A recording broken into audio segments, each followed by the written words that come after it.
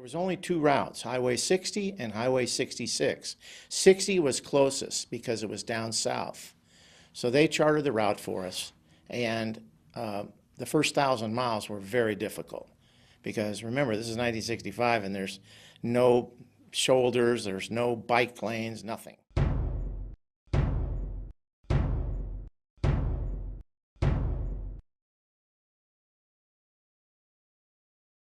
I was 20 years old and I had been riding for the last couple of years in bike racing, and I had this Schwinn Paramount and a Bianchi road bike, and this friend of mine, Butch, and I decided, hey, let's try this, and so we got a hold of the Flushing Meadows for the World's Fair, and they knew we were coming, and so the media was notified.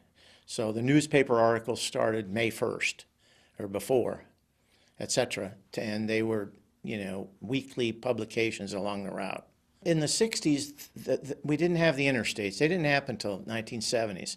And the roads then were, a lot of them were secondary roads and not in very good shape. So we had them say, look, we need to be on the highways where there's cars. There'll be plenty of detours. So they charted the route all the way to New York, and basically we just stayed and had the map with us from 1965, and there was another map on the wall in the barber shop my mother owned, and they kept track of us that way, where we were, because there were no phones. We used Western Union to telegraph the bike shop that we needed supplies sent to the next post office, like tubes, tires, chamois, shorts, etc. And then I'd call my mom at the barber shop, collect. But the problem is we couldn't find phones the first 1,000 miles because they were all pay phones and they were usually broken into, and so they were worthless. And of course, the police kept track of us. They knew we were coming. And also the truckers, because CB radios just had come out and the truckers were using 22-channel CBs. So they knew where we were all the time. Well, there was an antagonism then because they had never seen 10 speeds, or they called them English racers in the middle part of the United States, and they had never seen this. They said, what are you guys doing on the highway? You need to get on the sidewalk. Well, you can't ride a high-end racing bike on the sidewalk. That ain't going to work. So that, we had our problems with the traffic, but then once they saw the patches on our back, Newport Beach, California, and then they knew that we were coming, there was a lot of enthusiasm with people along the highway. The bike was a 1963 Schwinn Paramount, and Schwinn made the bikes both for the road team and the track team, and they were Paramounts. They still make them today. And I kept the bike all these years, and all this, the bike and the pictures and negatives and newspapers and postcards have all been archived for the last 54 years. So it's just coming out. So the bike was built with the typical Brooks leather saddle and sew-up tires, which were glued onto the wheels, etc. And they were high-end. The bike was $175 in 1965, and that was a lot of money back then. So that's the description of the bike. It was a standard 10-speed, 2 chain rings in front and 5 cluster in the back. They were different size frames, and you were measured from inseam to the floor. They were measured in centimeters. And then you equipped it with the Campanola equipment back then, which were the derailleurs, the high-end aluminum Campanola equipment. And those bikes were made for our Olympic team. And this one was a Schwinn Paramount, and it's been totally restored. Butch had a Bianchi bike from Italy, and it was the same size because I used both of them, and so did he. Sometimes we'd switch bikes. It was so boring all the time. And it was the same size frame, same crank, same Campanola gear.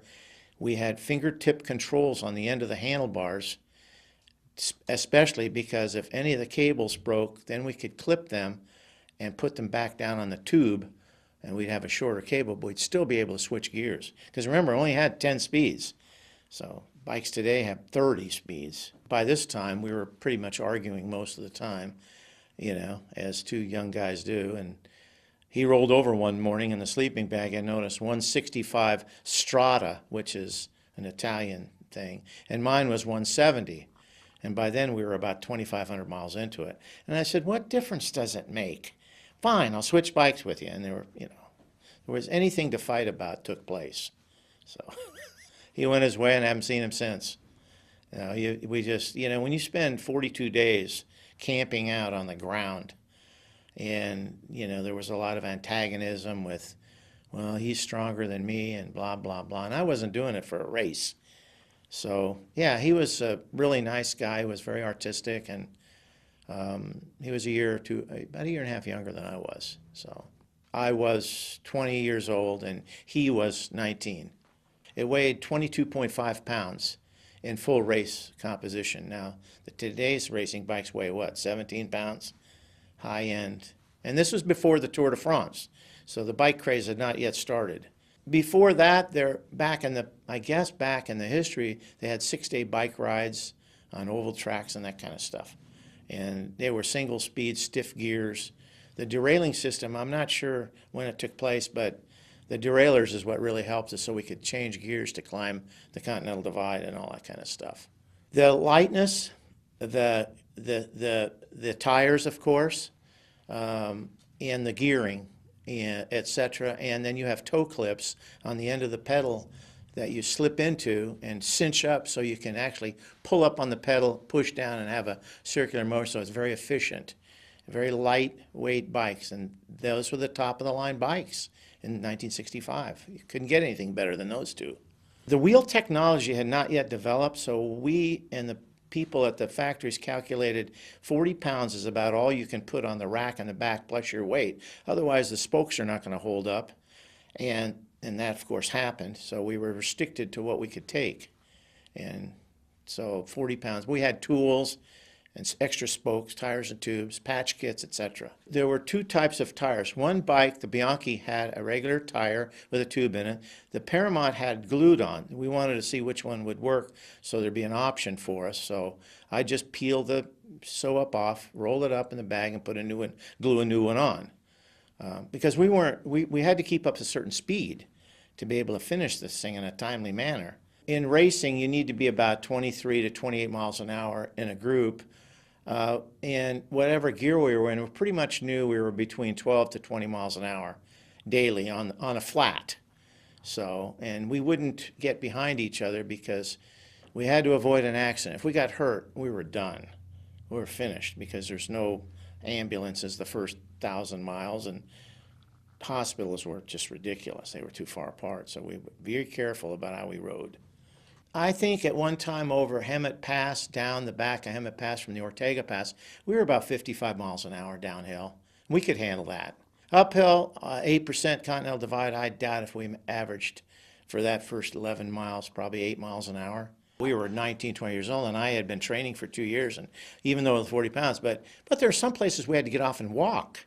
So we did, and that's why it was a problem. We had cleats underneath our bike shoes that slipped into the mousetraps, and you couldn't walk in them.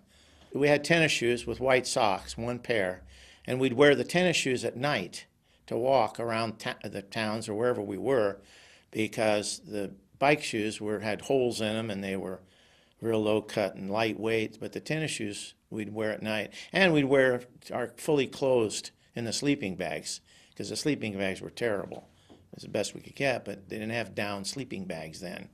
We had done the research with the Army, and they had recommended a particular type of sleeping bags at the best that we could buy. They were type of a cotton, rolled up, zippers on them, and but if they got wet, you were in a lot of trouble.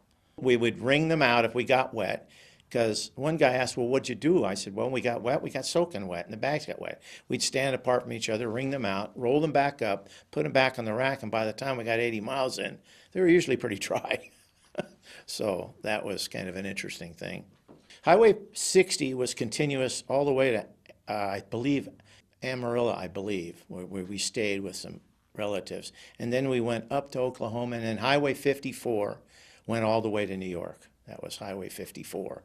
And you can find them on the map, but it's all, now the interstate's taken a lot of those old highways out.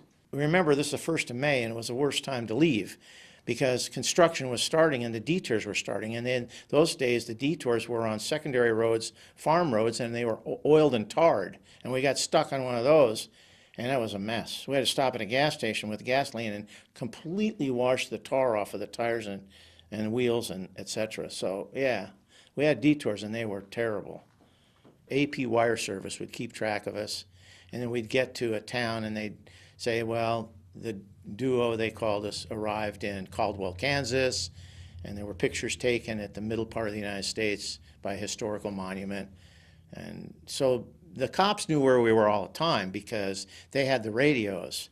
And, you know, most of the time, if we got to a small town back after we got past Oklahoma, they would sometimes say, hey, the jails are empty, so you can, you know, you guys want to spend the night in the jails, which is great. Living at home, I had a job washing dishes and, you know, that kind of stuff, and mowing lawns and doing what you got to do to get through school. And then I was waiting on an acceptance letter to Cal State Long Beach, which would come along with my draft notice to report in June. So it was probably the right time to do it. And the World's Fair was on, and so it was kind of like, well, you know, let's do this. You know, it was well organized. Equipment, newspaper, media was notified, police departments were notified, and the truckers knew where we were all the time because of their CB radios. And so they knew where we were most of the time, but we didn't know where we were because we didn't have any communications other than there's a sign coming up.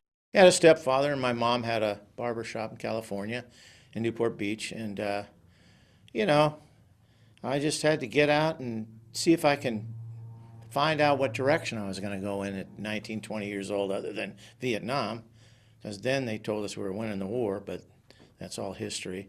So it was a time to reflect on what's out there in the unknown. And one thing I discovered is how big the United States is. This is a huge country. Like, it took us 10 days just to get through California, Arizona, New Mexico, and Texas.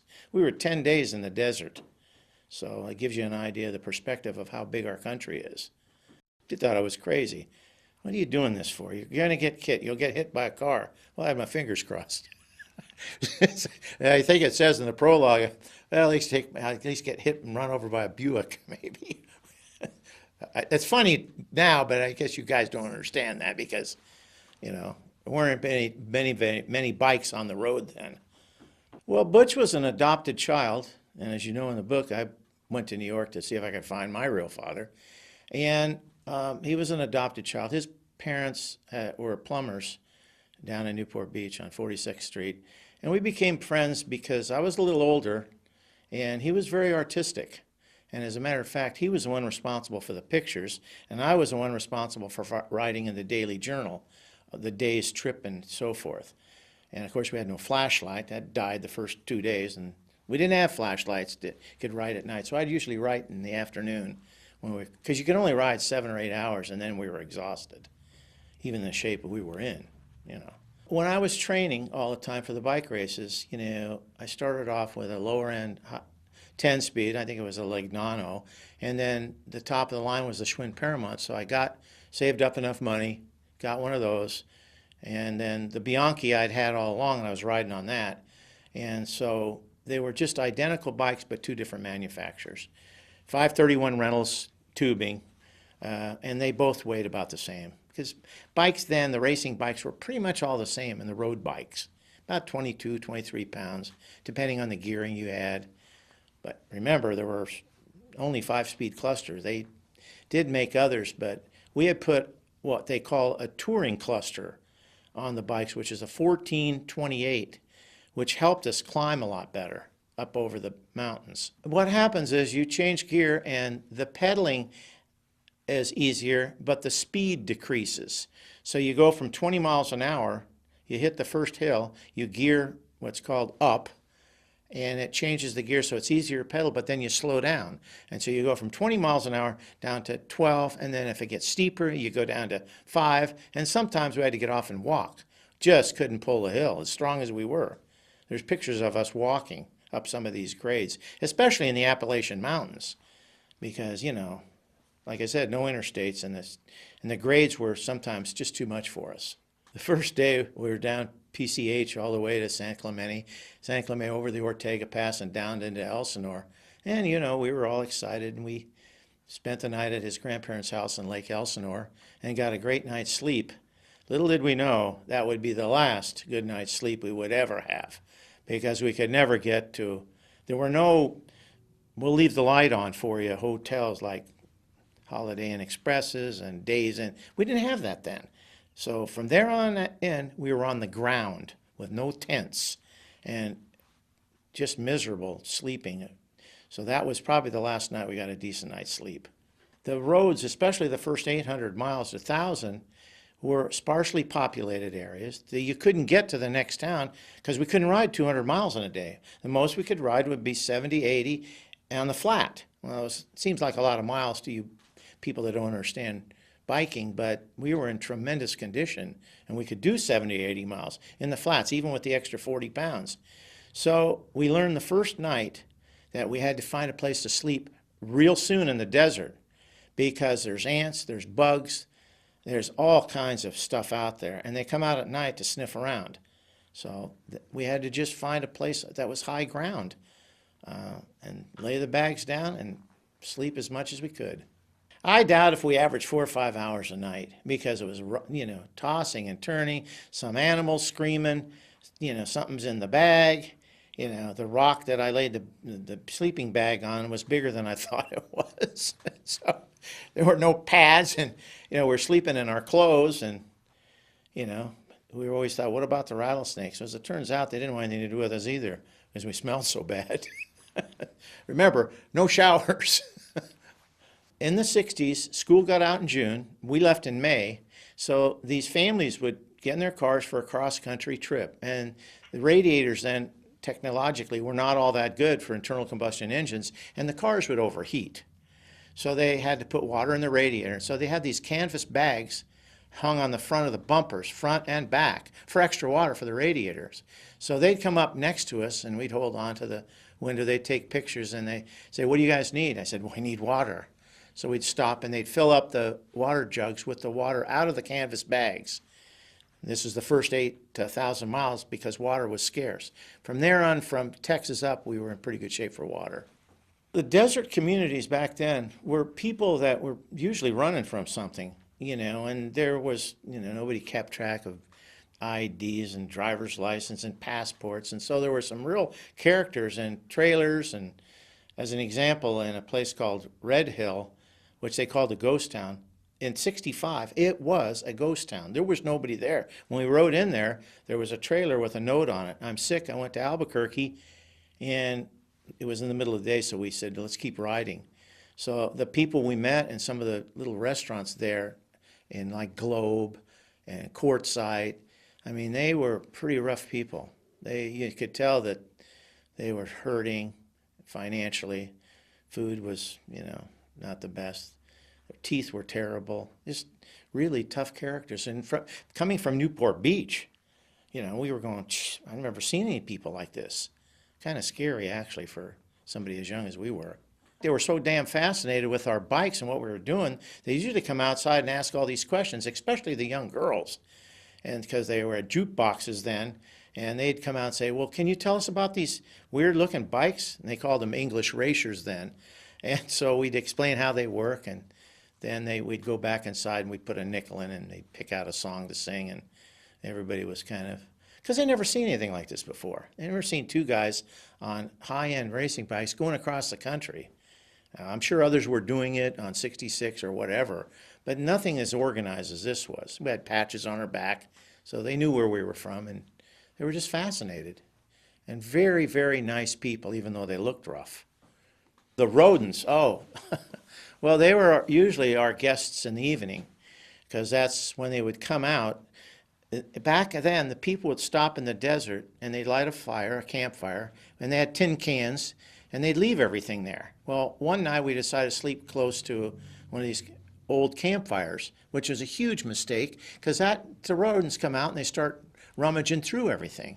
Well, one night they stole all my sandwiches out of my bag, and I accused Butch of stealing them because we were starving. This was in the desert. And it turns out we found them a couple of yards away, and they had eaten the peanut butter. And by then, we didn't use jelly anymore. It was just peanut butter and bread with water to swallow. Remember, we didn't have panniers. They were regular bags like you'd put behind a bike, a little black bag. Here's pictures of it in the book. And what we carried was the extra spokes, the extra tubes, extra sew-up tires, all the tools we needed to true the wheels, a patch kit, which is in the book, to fix the sew-ups, wrenches, and the only tool we didn't have was to take off the rear cluster because it was a very heavy, big tool. And other than that, that's pretty much, did have an extra cable for the derailleurs if one of them broke. We made them extra long, as I said before, so we could snip them off if we had to. Well, I had one pair of heavy corduroy pants, one shirt. Of course, the socks went, white socks went after 2 days.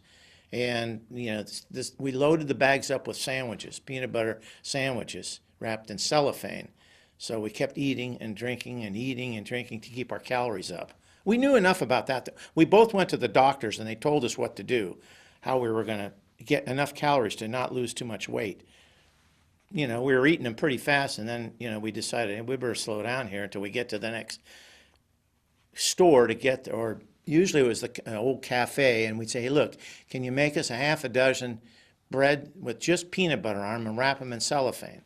And they, oh yeah, no problem, you know. And then we would put those in the bag and stack them up in the back so that they, you know, they wouldn't get dirty. And of course, we ate probably 5 pounds of dirt. It was, the road grime was terrible because of the highways had a lot of oil in them and sand, and the trucks that go by, it was just like, we had to get off the bikes to let the trucks go by because there was no shoulders. They called them soft shoulders then, and what they were was right at the edge of the road, it was just gravel. And as you know, out being on a bike, anybody, you hit that gravel, you're going to go down. So we had to get off the bikes because our tires were real thin and small to give us the additional speed we needed. So we'd have to get off the bikes, we'd hear the trucks blaring their horns because they knew that we knew they were coming. So we'd get off, hold on to them, and then the trucks would go, because we didn't get everything blown off the bike because the roads were so narrow, especially Highway 60. There were so many potholes. I mean, you know, because the maintenance for the first 1,000 miles was, you know, every year they did it in May and fixed the potholes. And, you know, we avoided the potholes, obviously. So, ironically enough, as two idiots would do, we tried it on a full moon. It was a huge mistake. Couldn't see the potholes, and we'd see a light coming in the distance. We weren't sure whether it was somebody stopped or coming, and we didn't sleep the whole night because I'm not going to lay down in the dark and get inundated with a load of ants. So we stayed up all night. Now, we never did that again. No more night riding because we had no lights. Died the first 2 nights, and they weighed about 8 pounds, and you had to have these big batteries in them. And of course, one of us left it on, and that was the end of the flashlight. After we got past the desert up into Oklahoma and all the way through, it was rather temperate. It was nice. It wasn't miserable. Like freezing at night in the desert, plus 110 whatever in the desert. We had no choice. We had to ride. If we didn't ride, we didn't make any miles. So on Highway 60, and that was the way. There was a ride done in 1981. A bunch of guys did the Grapes of Wrath ride, and they came down on Highway 60, and there were 2 cars, and we're pretty sure they were Grapes of Wrath cars because people, when they went from Oklahoma and Arkansas out to the valley in California, the cars would break down, they just leave them there. So the 2 pictures of those 2 cars, we're pretty sure they were Grapes of Wrath cars because they'd been there for 30 years, and they were rotten, they were wooden wheels, and that's what the pictures are. One has a barn on it, looks like, or a little shack, probably a rancher's place for him to put his, whatever, horse or saddle, and it was fenced, but they just were sitting there. Hemingway wrote The Grapes of Wrath, and it's about the depression that took place in Oklahoma, where all the farmers lost their land, and they had to go someplace, though there was a huge exodus into California, where people could start farms and ranches all over again. And they were just, people had no education, huge families, and that's what they did. The litter bug program was something that came out in the late 60s, I think, or 70s. Don't be a litter bug was the slogan, which means don't throw anything out the window. But back then, people emptied their trash in the desert and they'd burn it. Or they just throw the bottle out the window, and there were tons of bottles along the road that had deposits on them. And you could actually, we didn't do it, but people would pick the bottles up and take them to the gas station, and they'd get a deposit and they'd get money for them. Well, you don't see bottles on the side of the road anymore. But then the roads were kind of heavy with bottles and beer cans because people just threw stuff out the window. And then, of course, I'm sure the kids would say, don't throw stuff out the window. But then to clean up America, that's when the litter bug program came out. So we've had a lot of improvements in the last 54 years in America. And I think we need to be proud of the fact that we're going to leave the United States in pretty good shape. So the littering problem, I don't see a problem anymore. The first ones was pedal, pedal, pedal, harbor youths leave Newport Beach. And they usually talked about the amount of flat tires we had and, the amount of animals on the road that, because there was no leash laws then. And dogs were wild. Now, the first 1,000 miles, that was too hot for them to chase cars or us. But when we got up into farmlands, we had nothing but dog problems because they didn't have leashes. There was no walking thing and poop bags. None of that stuff existed. Those are all things that have made America much more cleaner and safer. They had never seen bikes. Well, when they see two white guys with their legs going around, well, obviously that's going to excite a dog. And there'd usually be 3 or 4 of them. This isn't going to be too nice for the people who have dogs, but to keep from getting bit, once you got bit, we had to have rabies. We didn't have any of that. So we'd take our tire pumps off and hit them over the head or on the end. We learned to hit them on the end of their nose, and then they'd start yelping and run away.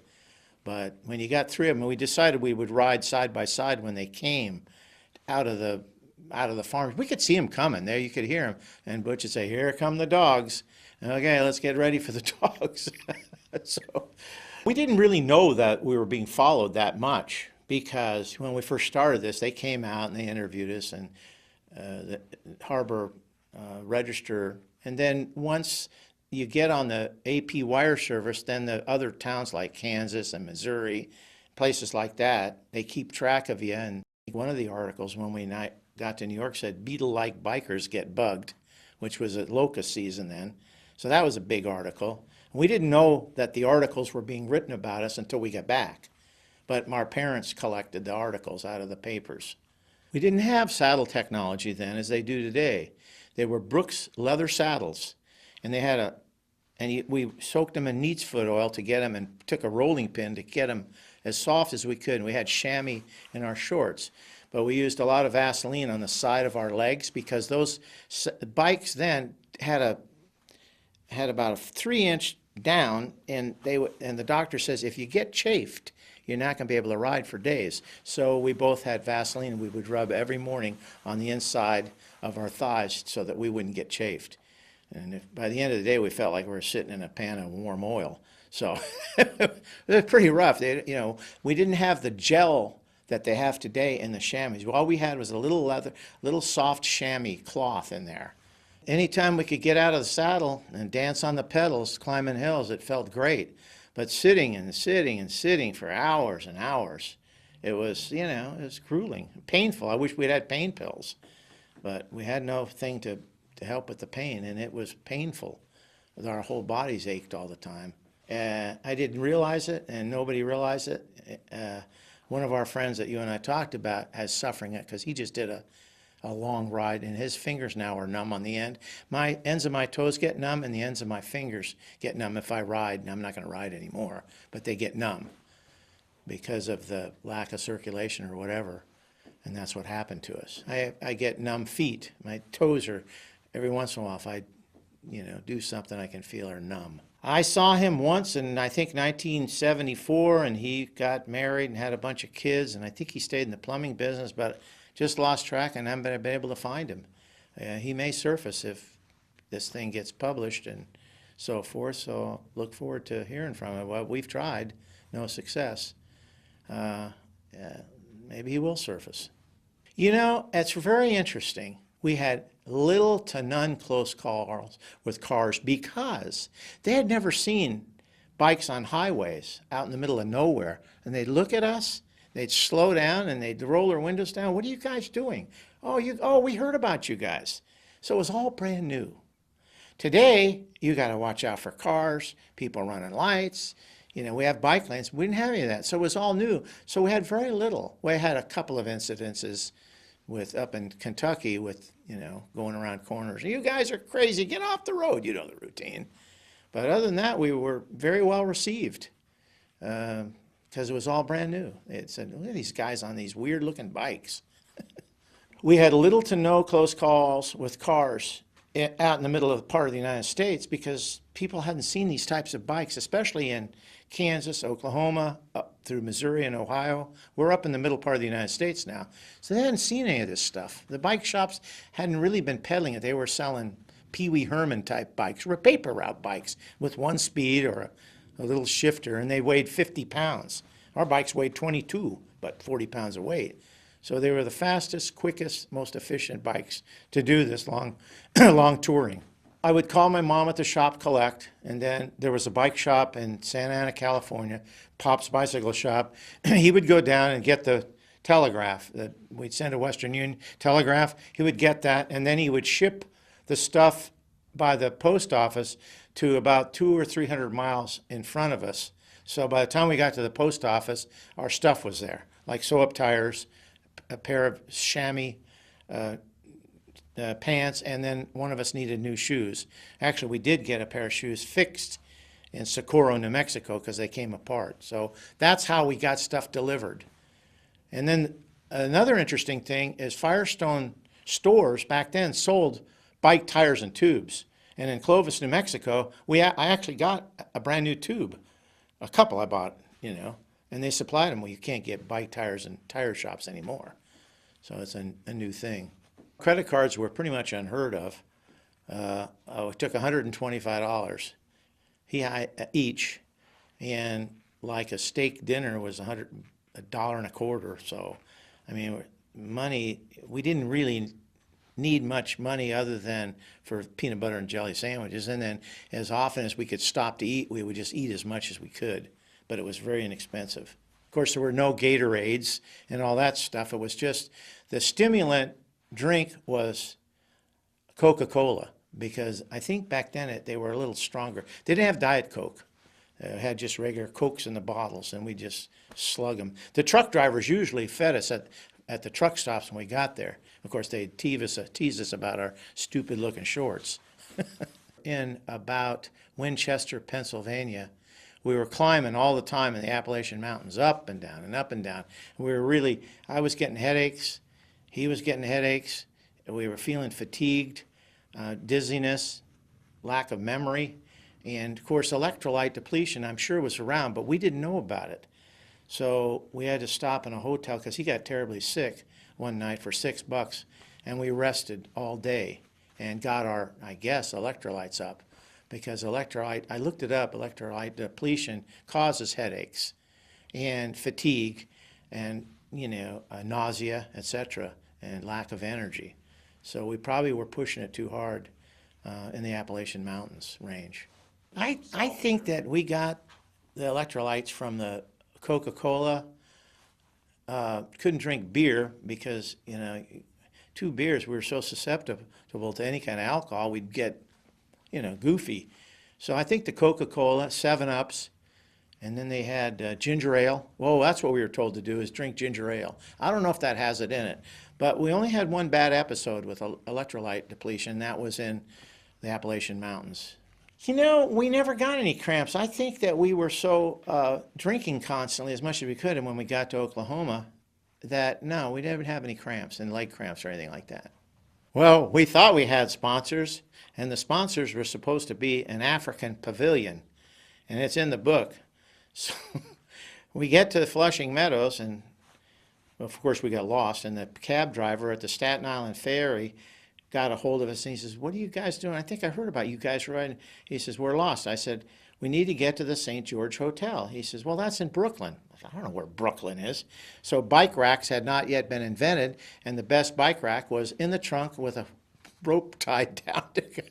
That was your bike rack. He had the African pavilion, and there was a real problem across the country then when you said bikes. Because if you ask somebody in the 60s what kind of bike you have, he usually meant, I got a Harley, I got a Honda, I got a Yamaha. Because nobody was riding the bike cars, I'd tell you. So there's just all this miscommunication about bikes. So we get to the pavilion, the guy takes us back. There's, "Oh man, what's taking you guys so long?" And my nephew says, well, what do you mean? He says, well, it took you 40 days to get here? Yeah. He said, well, you know, what kind of motorcycles did you have? I said, we're not on motorcycles, we're on bikes. He says, I thought you told me they were going to be on motorcycles. He's trying to get a motorcycle franchise, I guess in Africa or something. And I said, Butch, let's get out of here. We need to go home. Talking about, because back then, bikes, you weren't sure what you were talking about, whether it was a Harley or a pedal bike, you know, because it was not cool to be riding a bike to school. So today, if you're not riding a bike to school, something's wrong with you. We had suntan lotion, and I use zinc oxide on my lips because they're getting really bad. And then I had to, even Butch, he was a little darker than I was. We had no suntan lotion. It was baby oil, basically, which fried you. And then I would put my long pants on if I got really bad on the thighs because the sun's hitting your thighs all the time. So I put the long corduroy pants on, which were not real comfortable to ride in, but they worked. You know, I keep 12 miles an hour easily. Those clusters back then were called Reginas, and they were 5-speed rear clusters. And inside were ball bearings, and they were not sealed. They weren't waterproof. And I told Butch, I said, you got to get these cleaned out every night because the first time we had a sandstorm, the clusters got filled with sand. So we took the white socks and with our toothbrushes and cleaned out the clusters every night. So the only way we didn't have any toothbrushes, it was a salt shaker and some water. That's it. So the cluster failed in Winchester, Pennsylvania, or Maryland, right after the Gettysburg, when we spent the night in the Gettysburg battlefield.